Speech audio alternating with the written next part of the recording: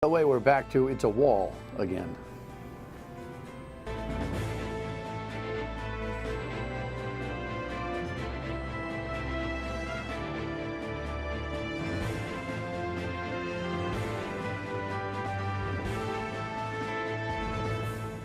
The Dan York State of Mind program is brought to you in part by Lookout Rhode Island and Takeo Comfort Solutions. You know, in part, I think the president's upward favorability rating since the State of the Union, and every president gets a spike after the State of the Union generally, unless something really bad happens, right, or a real mistake, in part was the idea that he was talking barriers and he looked somewhat coherent about the whole situation and actually looked accommodating. And I thought the Democrats made a huge mistake in not jumping on the evening of the State of the Union. Thank you, Mr. President, for finally conceding to the idea that we don't need a big 2,000-mile wall of China, whatever people have in their minds, but some strategically placed steel barriers that are high-tech and all part of a security package. Thank you, Mr. President, for doing that. We're going to make that deal right away. It ought to be done by noon tomorrow. They should have jumped on that, owned the victory, claimed it, owned it, and enjoyed it. Instead, they sat back and they kind of, messed around, and now he's back to the idea after a speech last night that he's going to have a big, beautiful wall, and now the new theme is going to be finish the wall. The wall that was never built is going to be finished in the next campaign. This is crazy. Crazy stuff. And you know what? Sometimes you got to manage your manager. Sometimes you got to manage your president, not just beat him. We'll hear what the Oath in the Office author thinks about this. Corey Brettschneider, professor at Brown University and author of that book. Do we have a picture of that book, Kev? Let's throw that up right away. It's a really good read, and it's an easy read. So don't get all like, oh, I can't. It's easy. In the meantime, here's a couple of headlines that reflect some of the stuff I'm talking about. Reportedly, the Republicans and Senate Republicans and congressional Democrats have kind of figured out a deal, which, by the way, reportedly has a couple of $100 million less money in it for border security than the deal that he shut down the government over. And so now he's saying, look, we're building the wall anyway, and nobody knows what that means. Here's the latest with the network ad, sort of. Reached an agreement in principle. Lawmakers on Capitol Hill say they've struck a deal to avert another partial government shutdown. There's not a single one of us is going to get every single thing we want, but nobody does. But we're going to get what is best for the United States. Congress has to pass a bill that President Trump will sign before a Friday night deadline. Does the White House support this? We think so. And we hadn't put all the particulars together yet, but we believe from our dealings with them and the latitude they've given us, they will support it. Congressional aides say the bill contains about $1.3 billion for just 55 miles of border fencing, far less than the $5.7 billion the president has asked for. But if we had proper border security, including a very powerful wall, we wouldn't have to work so hard. As lawmakers were working, President Trump was holding a campaign-style rally in Texas. If we didn't do that shutdown, we would not have been able to show this country, these politicians, the world, what the hell is happening with the border. It's unclear if President Trump supports the deal. Hard to even fathom. We're just now starting to get caught back up. 800,000 government workers are again facing the prospect of missing more paychecks. In case this continues, what we've done is cut back on any extra things, going to the movies, eating out. More details of the funding bill are expected to be released later today. If we didn't have the shutdown, we would have. You know what? I'm going to apologize in advance. Between the two of us, this is going to be a. It's going to be a mauling situation. He's had some salient moments. This is not a good week in terms of just putting concepts together and understanding where he's been, where he is now, and where he's going. I mean, I guess the one bright side is, as somebody who teaches constitutional law, he keeps giving us these chances to learn basic lessons about our system.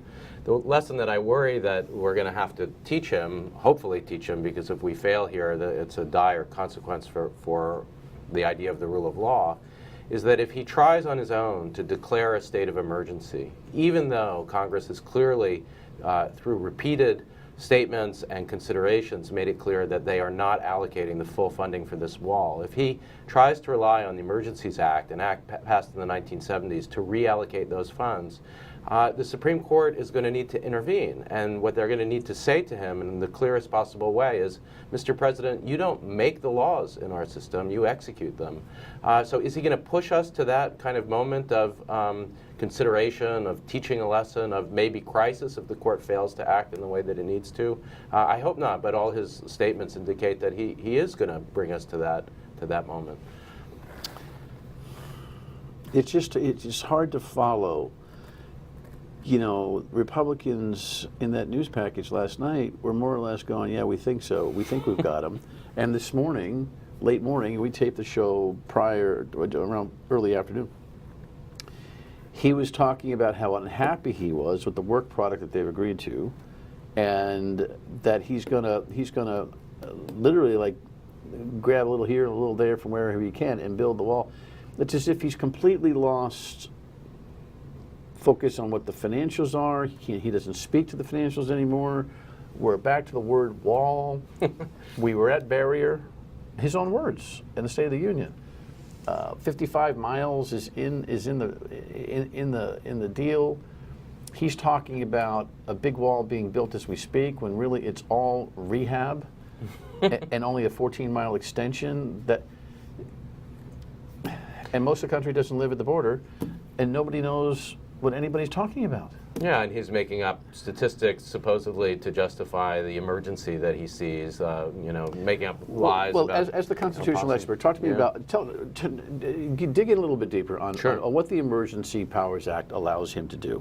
What its original purpose was. The original purpose was to try to define the limits of the presidency. Our system doesn't have a constitutionally recognized set of emergency powers where the president can do whatever he wants if he or she deems it important. So instead, what we do have is a law passed called the Emergencies Act in the 1970s, which does give the president, in some specific circumstances, the ability to reallocate funds, say, that were supposed to go for military purposes or Pentagon funds in a national emergency. And this has been used by presidents when there hasn't been time for Congress to act, for example. So one thing that he might try to do is to use this Emergencies Act and to say there is an emergency at the border, and partly that's what's relevant about the supposed crime that's going on, in places like El Paso. And he could say, because Congress either doesn't have time to act, or if he's got bad lawyers, he'll say because they failed to act, I need to reallocate these funds. Now, in our system, we have this statute, but the Constitution is the supreme law of the land, as we've often discussed. And what, in a case called Youngstown, the Supreme Court has made clear is that if Congress says no to the president, especially on matters of allocation of funds, for instance, or declarations of emergency, executive orders, they can stop a president from acting. So the most famous case that really spells it out loud in the clearest possible way is the Youngstown case. President Truman, during the Korean War, declares a state of emergency and tries to stop this strike that he thinks is impeding the production of steel. And he takes over, actually, steel mills, ends the strike, declaring this national emergency. Now, the question before the Supreme Court is, can he do that? And he cited statutes at the time that he said also gave him this power to do it, and the inherent powers of the presidency. That was Truman's argument. And the Supreme Court, in its main decision and also in a famous concurrence by Justice Jackson, who had been the American prosecutor in the Nuremberg trials, said that's not how our system works. That if Congress says no, the president's power is extremely weak, and it stops the president from being able to act with supposedly inherent emergency powers. And that's what's happened here. I think it's exactly the situation of this Youngstown steel case. And common sense interpretation of what you just eloquently explained seems to me that unless and until something new presents itself, holy cow, and I'm not talking about a caravan, okay, something new presents itself. In this particular case, Congress is speaking. Yes. They're speaking to border security. They're coming together on a compromise of $1.3 billion and change in this year's spending for it. He declaring an emergency on the very topic subject with no status change in the dynamics on the ground ought to be a constitutional impossibility. Absolutely, and that's what the Youngstown case certainly says. And to my mind, it's clear that what happened in that case, I'll just lay it out slightly more, and you'll see the exact parallel.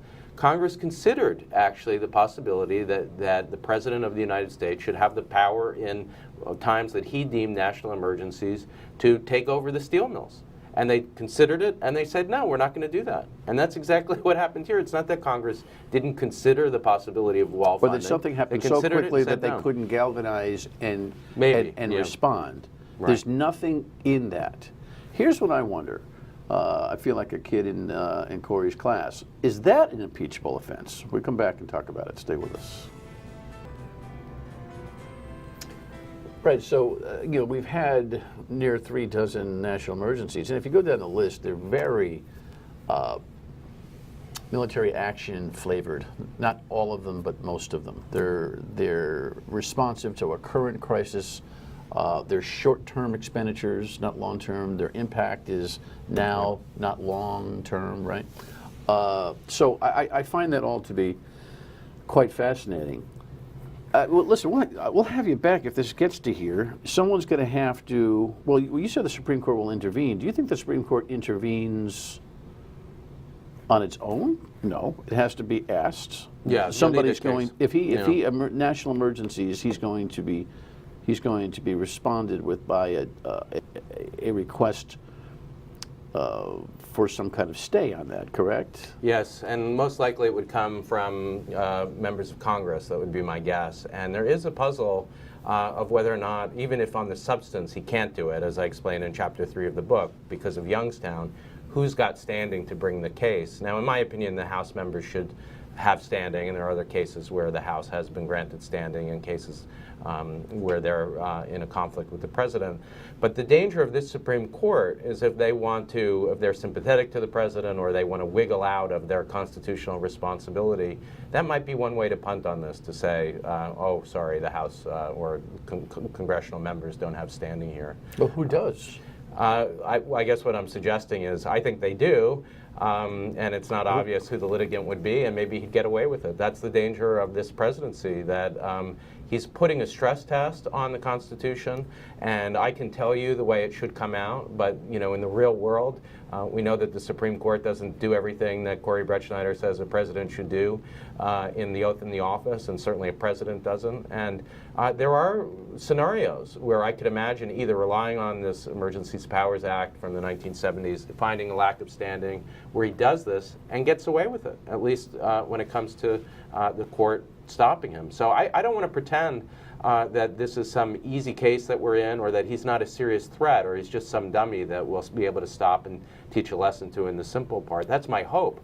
But could he get away with it? Yes, he's pushing the buttons, the levers of the most powerful position in the world, and that's the President of the United States. Have we had any of the other previous 32 national emergencies declared tested?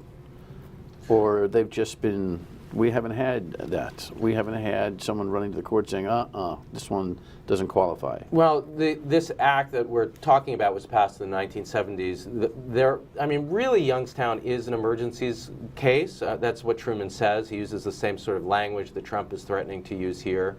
And he declares a national emergency using a different set of levers. But since then, nothing. I can't think of an instance where the Supreme Court, like in Youngstown, has come in specifically under the Emergencies Act. Can you think of anything else in dispute between the executive and legislative branch where the legislative branch itself went to the Supreme Court for a mediation? One example, I believe, is the Defense of Marriage Act case. That's one in which the Solicitor General didn't want to defend the law anymore. The idea was that there was a worry about its constitutionality, so somebody needed standing to defend the law, and House members who had drafted the Defense of Marriage Act were granted standing in that case. So that pushes in the direction of saying, yes, there would be standing to sue the president to stop this this fake emergency. You worry about the Supreme Court, understandably. It seems to me that this thing is not necessarily in the pipeline of the kind of ideological stuff that you pin to justices. Even though we've we've come to much more of an issues litmus test to choose judges. It seems to me that no matter if you're left or right, structural adjudication is not partisan. Absolutely. So it would be hard for me to think that the Supreme Court would find an excuse not to weigh in if asked on this matter, because it's more systemic than partisan or ideological, right? I hope so. I mean, the truth is that the president's lawyers, and they have certainly the Solicitor General will be taken very seriously, are making the argument, or through conduits, that this Emergencies Act gives the president to basically decide for him or herself how to declare a national emergency. And there is a jurisprudence that has enormous leeway to executive power. I'll tell you the case where I would have said before it, this is not a partisan issue, there's no way that the court is going to fine for the president, and that's the travel ban case. The jurisprudence couldn't have been clearer that executive order based on statements that express clear prejudice are unconstitutional under our law of religious freedom. And Justice Kennedy had designed that jurisprudence. And when it came down to it, despite me saying on your show and many other shows, this isn't a partisan issue, the court is going to do the right thing, in a 5-4 decision, 4 justices finding for Trump on the grounds of leeway to executive power, 4 saying what I just said, that this is clearly a nonpartisan violation of the guarantee of religious freedom in our First Amendment. The 5th vote, Kennedy went with the majority on grounds of what? Let's defer to the president. So there is a jurisprudence of deference, and I worry that just as in the travel ban case, even though the right answer to this, and chapter 3 of my book makes that extremely clear, is that you would stop a president that declared a fake emergency. Do they have 5 votes for the president's side? I couldn't give you a 100% guarantee that they do. Fascinating. And of course, all this camouflages that thing called the Mueller investigation, where that all sits, and we come back. Stay with us.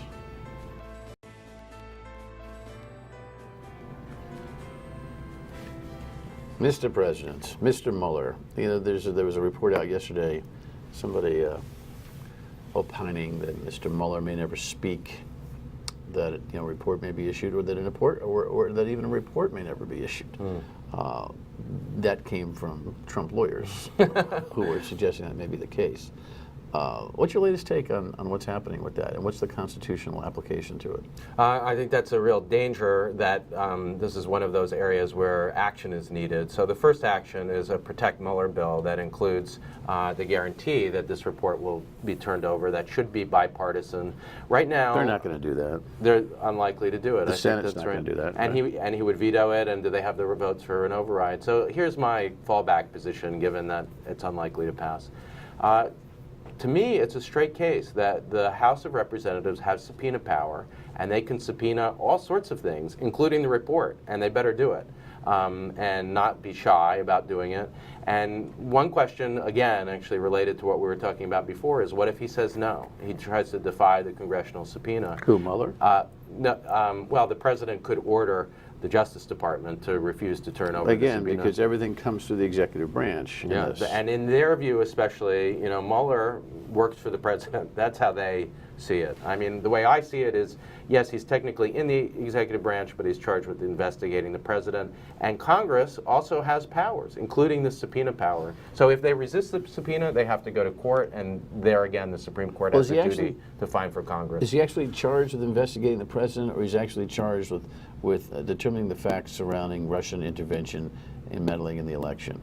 Yes, that's right, and they've said that he's not a target of the investigation, but I think as the facts unfold, if it turns out that the President of the United States has committed crimes, and there is certainly a possibility that it's not just a coincidence that Paul Manafort, Michael Cohen, all of the people in the President's circle committed these crimes, it wouldn't be a surprise to me if it turns out that he's implicated as well.